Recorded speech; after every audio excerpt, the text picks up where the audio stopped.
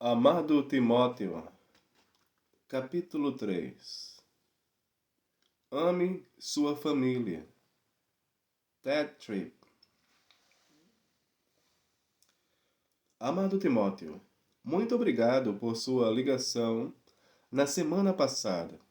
Sou muito grato a Deus por tudo estar indo bem com você neste início de seu ministério. Você e Mary e sua jovem família são motivo de grande alegria para Margie e eu. Nós os amamos e nos regozijamos no que o Senhor está fazendo em suas vidas. Estou contente em poder colocar no papel algumas ideias sobre a vida familiar de um pastor. É um grande prazer saber que você está preocupado em ser um homem de Deus, não apenas no púlpito e na vida ministerial, mas também em sua própria casa.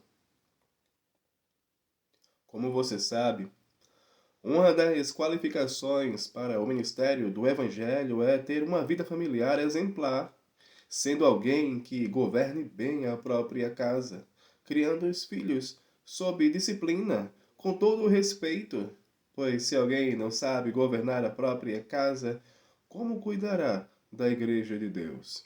1 Timóteo 3, 4 e 5. O lar é um microcosmo da igreja. As qualidades da vida espiritual que dão credibilidade ao pastor em casa fornecerão a mesma medida de confiança às pessoas que ele serve na igreja. A vida, a validade espiritual que permite, a vitalidade espiritual que permite sua família seguir com alegria sua liderança, assegurará à igreja de que ela está em boas mãos. A vida familiar é, no entanto, muito mais do que apenas um local para mostrar habilidades pastorais. É a própria fornalha na qual estas características são forjadas. A qualidade de sua vida familiar ou irá lhe investir de credibilidade, ou então irá roubá-la de você. Você pode imaginar uma mulher na igreja tendo confiança em um pastor cuja esposa é infeliz?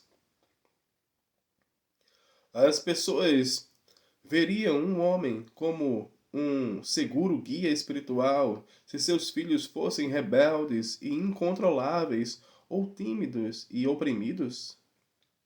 Cada vez que você prega a palavra ou provê conselhos, ou ainda traz segurança e conforto para pessoas perturbadas, a qualidade de sua vida familiar irá dar o peso necessário às suas palavras. O objetivo da santidade na vida familiar não é a credibilidade, mas sim a glória de Deus. Entretanto, as pessoas sob seu cuidado irão observar atentamente sua vida familiar. Um pastor ocupado frequentemente se sente dividido entre as necessidades de sua família e as necessidades da igreja. Se você pensar a esse respeito, verá que nunca há competição entre os chamados de sua vida familiar e os chamados do ministério do Evangelho. Você serve a igreja ao servir a família. Todo investimento feito no seu lar apagará os mais altos. Todo investimento no seu lar pagará os mais altos dividendos para a igreja. Você estará mostrando às suas ovelhas como as graças do Evangelho repercutem em sua vida familiar. Conforme tenho refletido sobre suas perguntas acerca da vida em família, pensei em 3 assuntos importantes que podem ajudá-lo a organizar seus pensamentos a respeito desta parte da vida. Seja um líder espiritual para a sua família. Seja um marido e um pai para a sua família. Seja o protetor de sua família. Seja um líder espiritual. A passagem clássica a respeito deste chamado é Deuteronômio 6, quando Moisés está dando aos homens uma visão a longo prazo. Seu foco não é sobreviver e nem conseguir chegar ao fim da semana. Os chamados da liderança espiritual são para você, o seu filho e o filho de seu filho. Conheçam e temam o Senhor. Essa visão para 3 gerações o ajudará a resistir às tentações de cair nas conveniências do momento. Como pais, temos preocupações mais importantes do que unicamente o momento. Nos preocupamos com o lugar onde nossos netos estarão daqui a 50 anos. Naturalmente, sua liderança espiritual é imprescindível para a família. Deuteronômio 6, 5 e 6 deixa isto muito claro. Amarás, pois, o Senhor teu Deus de todo o teu coração, de toda a tua alma e de toda a tua força. Estas palavras estarão no teu coração. Sua família precisa ver as riquezas de seu caminhar espiritual, tanto a parte de suas obrigações ministeriais, sua alegria em Cristo, sua vitalidade como homem de Deus, sua afabilidade face às oposições, seu foco claro na graça de Cristo, não apenas por perdão, mas também por capacitação, será a lente pela qual eles verão todos os seus esforços para ministrar a graça de Deus a eles. Compartilhe com sua esposa e seus filhos seu dia a dia. Na medida em que você encontra conforto e forças em Cristo, deixe que eles o vejam lendo e meditando na palavra de Deus. Deixe que eles o observem como um homem de oração e de humildes fraquezas diante de um Deus de força. Nada irá prover sua família com tanto bem-estar quanto o seu amor e devoção a Deus. Um outro aspecto de grande importância na liderança espiritual é retratar uma visão correta do mundo para seus filhos. Deuteronômio 6 fala disso com bastante pungência. Essas palavras que hoje te ordeno estarão no teu coração.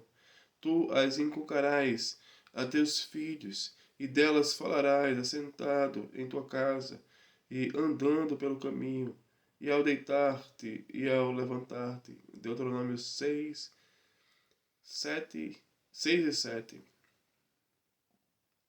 Seus filhos precisam entender a natureza da realidade. Por trás desse mundo de imagens e sonhos, há um mundo invisível de realidade espiritual que dá sentido ao mundo que vemos, tocamos e com o qual lidamos. A árvore no quintal que provê sombra e morada aos pássaros e esquilos, e também serve para as crianças subirem e até construírem uma fortaleza, existe pela vontade do Deus invisível. É sua criação. Ela existe como um hino de louvor à sua criatividade, sabedoria e capacidade. Ele nos tem dado estas coisas para nosso próprio deleite, para que possamos conhecê-lo, adorá-lo e deleitarmos-nos nele. Como você pode ver, Timóteo, ninguém consegue realmente compreender a árvore sem antes observar o invisível naquilo que é visível. Ajudar as crianças a entenderem a natureza da realidade requer imaginação. Nossos filhos precisam exercer aquilo que é invisível aos olhos. Nossos filhos precisam enxergar aquilo que é invisível aos olhos. Nós, cristãos, somos um povo cujo comprometimento com o mundo invisível da realidade espiritual define nossas interpretações e respostas às coisas que verdadeiramente podemos ver. A palavra imaginação não é usada em Deuteronômio 6, mas o uso da imaginação é essencial. Seu filho lhe perguntará: que significam os testemunhos e estatutos e juízos que nós seguimos? Veja Deuteronômio 6:20. Para responder a esta pergunta, o pai precisa engajar a imaginação do filho em eventos do passado, como a escravidão no Egito e a audaciosa e dramática libertação através do braço forte de Deus. Estas histórias, por acaso, poderiam ser contadas de forma a impressionar as crianças sem que fosse feito uso da imaginação? Desenvolver a imaginação de seus filhos irá ajudá-los a enxergar aquilo que não é visível aos olhos. Eugene Peterson colocou este assunto da seguinte forma: a imaginação é a capacidade de fazer conexões entre o visível e o invisível, entre o céu e a terra, entre o presente e o passado, entre o presente e o futuro. Pense nesta tarefa de ajudar as crianças a enxergarem a natureza da realidade como instrução formativa. Você está dando a elas formas de pensar e entender seu próprio mundo de maneira enraizada na Bíblia.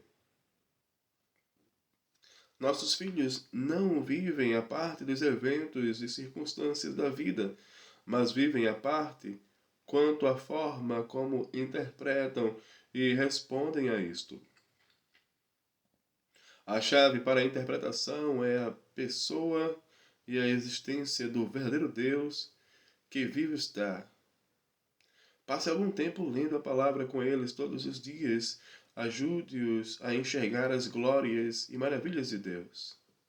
O Salmo 145 nos dá uma descrição esplêndida deste aspecto da paternidade. Uma geração louvará a outra geração as tuas obras e anunciará os teus poderosos feitos.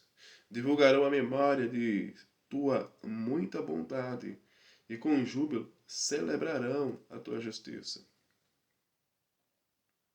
Seus filhos são feitos à imagem de Deus. Eles foram criados para a adoração. Ajude-os a serem fascinados por Deus.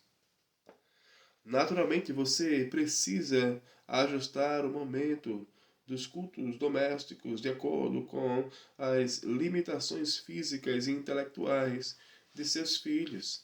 Seja fiel no culto doméstico e esteja certo de que este ato conecte seus filhos ao mundo invisível da realidade espiritual.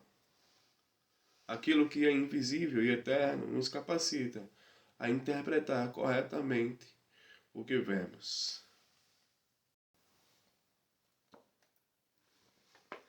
Seja um marido e pai. Tenho de lembrá-lo, Timóteo, que você deve renunciar sua vida em favor de Mary.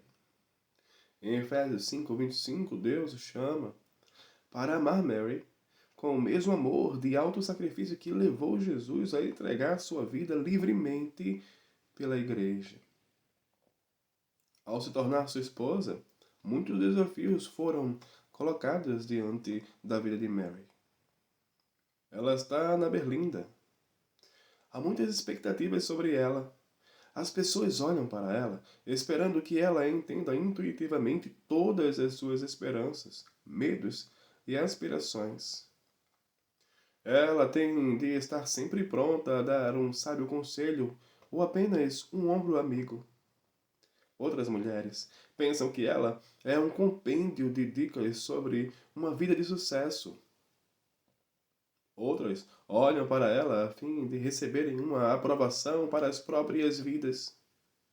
Algumas irão invejá-la e ignorá-la. E ela tem de estar pronta para a hospitalidade ao primeiro soar da campainha. Qualquer interação com seu filho estará sujeita ao escrutínio de algum olho analítico, seja de um imitador ou de um crítico.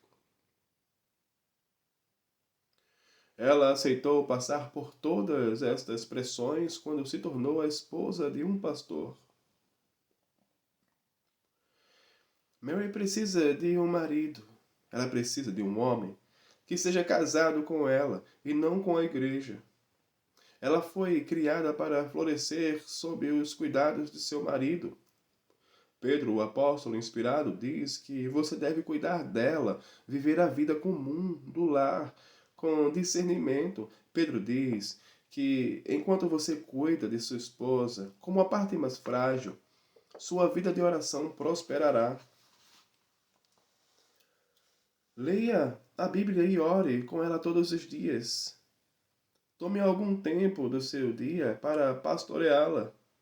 Dê-lhe oportunidades para falar com você sobre suas preocupações, dúvidas e questionamentos, assim como também sobre seus sonhos, objetivos e alegrias. Conheça estas coisas, facilite a conversação, deixando-a perceber que as coisas que importam para ela são também importantes para você. Ajude-a a encontrar refúgio e esperança na graça de Cristo. Ajude-a a lembrar que graça significa mais do que o perdão, também significa capacitação. Tenha prazer nela, elogie seu novo corte de cabelo ou o seu vestido novo. Separe um tempo todos os dias para olhar em seus olhos, como você costumava fazer quando começaram a namorar. Expresse sua gratidão pela maneira graciosa com que Mary recebe os convidados, fazendo-os sentirem-se em família. Faça com que ela saiba o quanto você aprecia seus esforços para tornar a casa mais bonita. Uma esposa é como uma amável flor. Ela irá desabrochar em lindas cores, enchendo todo o lar com um delicioso aroma de alegria. Na medida em que você cria um ambiente encorajador ao crescimento, encha a sua vida com a luz do sol ao se deleitar nela e regue-a com um tratamento gracioso e orações. Enquanto cuida dela, você está cuidando da igreja. Quando Pedro falou sobre a esposa como a parte mais frágil, estava declarando que Deus ordenou ao marido o trabalho pesado na vida familiar. Ele não está falando apenas de carregar as compras e outras coisas mais pesadas, mas sim que o homem deve ser aquele que carrega a responsabilidade sobre seus ombros. Os pesos das preocupações familiares, a educação das crianças, os cuidados e preocupações com a igreja, as lutas para viver com o limitado salário de um pastor, todas estas coisas devem ser suportadas pelo homem da casa. Ela irá, obviamente, ajudá-lo a levar estes pesos, mas você é o responsável pelo trabalho pesado. A sobrecarga de estar ciente do peso da vida não a esmagará se ela souber que você, como um homem valoroso, está suportando todos os fardos com seus ombros. Eu sei que você já tem conhecimento destas coisas e está bem fundamentado nestas verdades, mas, assim como Pedro, eu o estimulo a lembrar-se delas. Ao amar e cuidar de sua esposa, você cria um ambiente seguro e estável para seus filhos. Eu me lembro de minha filha, Heather, vindo até mim quando era apenas uma menininha. Ela disse: Papai, eu estou feliz porque você me ama. Eu respondi, brincando com ela: Como você sabe que eu te amo? Porque, ela disse, com muito mais discernimento que o esperado de uma criancinha de 7 anos, você ama a mamãe. Oh, como seria bom poder inculcar este discernimento na mente de todo marido e pai. Amar sua esposa faz seus filhos sentirem-se amados. Na verdade, o oposto também é verdadeiro. Amar seus filhos faz sua esposa se sentir amada. Eu me lembro de uma noite quando as crianças ainda eram pequenas. Eu estava engatinhando no chão, brincando com elas. Inesperadamente, Morty apareceu atrás de mim e colocou seus braços ao redor do meu pescoço, dizendo: Eu te amo tanto. Eu respondi: Eu também te amo, mas por que você está dizendo isto agora? Ela disse: Eu simplesmente te amo. Agora entendo o que a levou àquela demonstração espontânea de carinho. Eu estava investindo minha vida nas crianças e isto era um investimento que significava tudo para ela. Então, isto a fez sentir-se mais perto de mim. Eu sempre fui fascinado por Efésios 6,4, colocar disciplina e educação nas mãos do Pai. Todos sabem que as mães passam muito mais tempo com os filhos, então por que isto deveria ser identificado como um chamado dos pais? As mães, obviamente, também são responsáveis pela disciplina e educação dos filhos. Educar os filhos, no entanto, pode não ser tão natural para os homens quanto o é para as mulheres, mas Deus diz que é sua obrigação. O fato deste chamado ter sido designado aos pais significa que eles devem prover a liderança na educação dos filhos. Você é o homem de Deus para a liderança na disciplina, correção e motivação de seus filhos. Você tem o importante papel de dividir sua visão dessa tarefa com Mary. Você pode ser a referência dela para uma série de questões e também o seu encorajamento quando ela for tentada a ser muito tolerante ou ainda muito dura. Você pode formar acordos de parceria com Mary sobre quando e como disciplinar. É um chamado específico dos pais assegurar que os filhos sejam criados na disciplina e instrução do Senhor. Em Gênesis 18:19, Deus diz aos líderes do lar palavras que são tão verdadeiras para nós como eram para Abraão. Porque eu o escolhi para que ordene a seus filhos e a sua casa depois dele, a fim de que guardem o caminho do Senhor e pratiquem a justiça e o juízo, para que o Senhor faça vir sobre Abraão o que tem falado a seu respeito. Deus irá cumprir todas as suas promessas para Abraão, mas ele irá fazê-lo no contexto da função de Abraão, como alguém que é fiel a Deus. Há muitas fases em nossas vidas. Você está na fase do novo ministério e dos cuidados e preocupações com uma jovem família. Haverá outras fases, na medida em que você e sua família amadurecem e envelhecem. É importante que você seja um líder previsível, estável e íntegro. Sua esposa e filhos irão se fortalecer ao vê-lo viver como um homem deslumbrado por Deus, sendo portanto cheio de alegria e confiança em todas as fases da vida. Seja um protetor.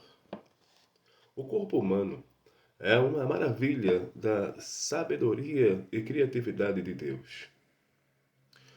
O corpo nos provê com algumas analogias muito interessantes para pensarmos sobre alguns assuntos.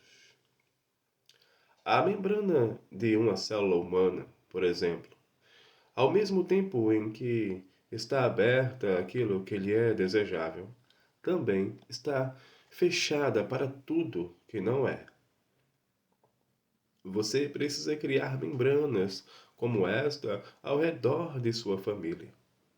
Algumas das proteções que sua família precisa são comuns a todas, enquanto outras são específicas à família de um pastor. Como em qualquer família, você precisa afastar as más influências da cultura. Um de meus antigos professores do seminário, Dr. Robert K. Rudolph, gostava de dizer: mentes abertas, assim como janelas abertas, precisam de telas para manter os insetos do lado de fora. Você precisa proteger tudo aquilo que é bom e respeitável através de telas para o seu lar. Agora, enquanto as crianças ainda são pequenas, é um bom tempo para você e Mary desenvolverem padrões específicos que irão usar para filtrar o que entra em sua casa. Obviamente, a cultura ímpia e anticristã que a mídia comum oferece não deve ser trazida para dentro do lar. Haverá ocasiões que você terá de regular, inclusive o tipo de acesso que algumas pessoas têm a seus filhos. Você terá de ser muito discreto e sábio com relação à maneira de fazer isto, mas seus filhos e até mesmo sua esposa, algumas vezes, devem ser protegidos de algumas pessoas que Deus chamou para estarem sob seu pastoreio. Se o propósito de alguém é malevolente, sua família deve ser protegida.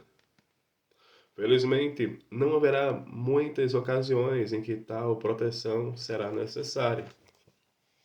Você também tem de guardar um tempo para a sua família, ou não terá mais nenhum tempo junto deles. Esteja certo de organizar sua vida e seu ministério de forma a garantir um tempo com sua família. Eles precisam de tempo com você. Tempo para brincar e para os pequenos prazeres de estarem juntos, pensando, meditando ou até mesmo lendo um bom livro. É importante que o pai esteja em casa investindo um tempo na vida familiar e que abra mão dele somente se houver uma emergência.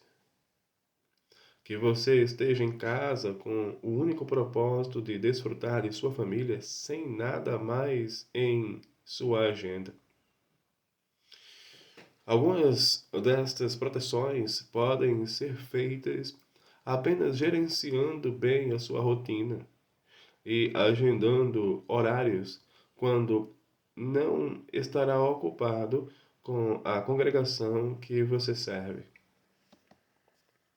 É bom que suas ovelhas saibam que há ocasiões nas quais é melhor que elas não liguem para você e também outros momentos nos quais as ligações são sempre bem-vindas. Claro que haverá emergências, como doença, morte e crises familiares, que cancelarão sua agenda. mas é um bom exemplo aos homens que você serve e um encorajamento às esposas deles saber que o pastor tem tempo junto de sua família e o preserva. É sábio que o pastor que tem filhos pequenos mantenha seu escritório de estudos e aconselhamento no prédio da igreja. Se você trabalhar em casa, estará sempre distraído e será pouco produtivo. Seus filhos não entenderão porque o papai não vem brincar. Se você trabalhar no prédio da igreja, quando estiver em casa, realmente estará em casa. A casa de um pastor é, por definição, uma casa aberta. Você quer que sua família tenha alegria em compartilhar a hospitalidade e use todos os seus dons para ministrar a graça de Deus aos outros. Veja 1 Pedro 4, 9 e 10.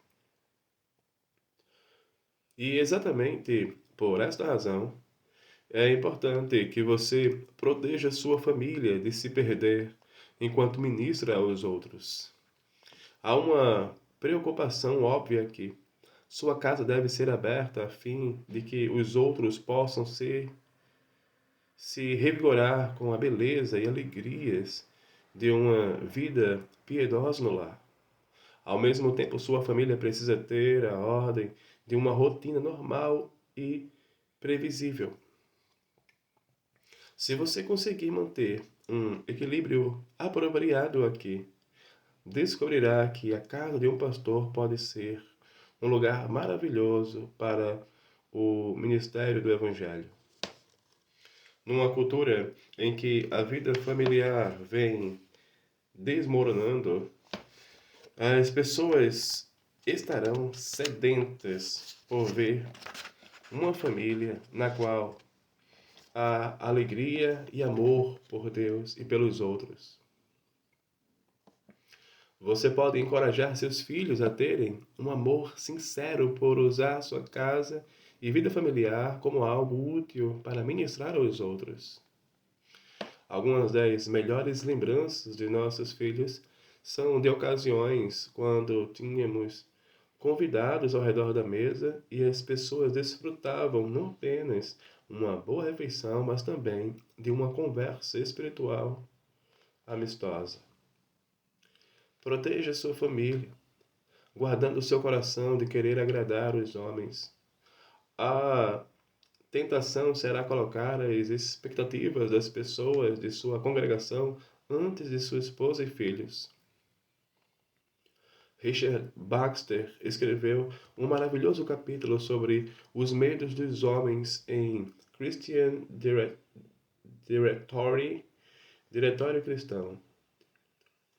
Ele mostra como é impossível agradar a todas as pessoas. Você tem uma multidão para agradar e, ao agradar alguém, acaba desagradando o outro. Através de várias páginas de grande utilidade, ele mostra a impossibilidade de agradar aos homens e a liberdade de ter apenas um a quem agradar: Deus. Agradar os homens não é apenas impossível. Timóteo. Agradar os homens não é apenas impossível, Timóteo, mas é também destrutivo a você próprio e a sua família. Você e Mary precisam se comprometer graciosamente a recusarem que as pessoas que você serve preparem a agenda de sua família, ainda que elas se esforcem para isto. Proteja sua família de todos os desapontamentos e feridas do ministério. Algumas das maiores tristezas do ministério pastoral são aquelas vezes em que o pastor é acusado. Talvez suas boas obras de pastor sejam relatadas como más, ou talvez ele seja objeto de ataques ou cobranças falsas e injustas. Você não irá servir no mesmo lugar por muito tempo, sem passar por estes momentos de tribulação. Mas lembre-se, você não precisa se defender. Seu defensor é forte. Sua esposa e seus filhos precisam de proteção durante estes tempos. Eles saberão que você está passando pelo meio de uma tempestade. Eles podem orar e se sensibilizar com isto. Mas, especialmente seus filhos, não precisam ser arrastados por todos os seus estresses, desapontamentos, dores e medos. Mary certamente precisará saber mais sobre a situação do que seus filhos, mas ainda assim você poderá poupá-la dos detalhes mais sórdidos, os quais apenas a impediriam de dormir à noite. A ideia aqui não é colocá-la numa redoma e lutar sozinho durante os períodos de provação. Vocês são uma só carne e você não pode caminhar sozinho. Aprenda a ter Mary como sua confidente, porém sem fazê-la carregar os fardos. Deus irá sustentá-lo durante estas provações. Depois da tempestade sempre vem a bonança. Veja Salmos 66, 10 a 12. Quando você passar não são e salvo pela tempestade, será uma bênção que sua esposa e filhos não tenham detalhes para esquecer ou lutas para destruir qualquer raiz de amargura que tenha surgido. É um trabalho maravilhoso, o ministério do Evangelho. É claro que há provações. Deus nunca nos deixa ir para muito longe sem nos ajudar a ver nossas próprias fraquezas e profunda necessidade de seu poder e capacitação.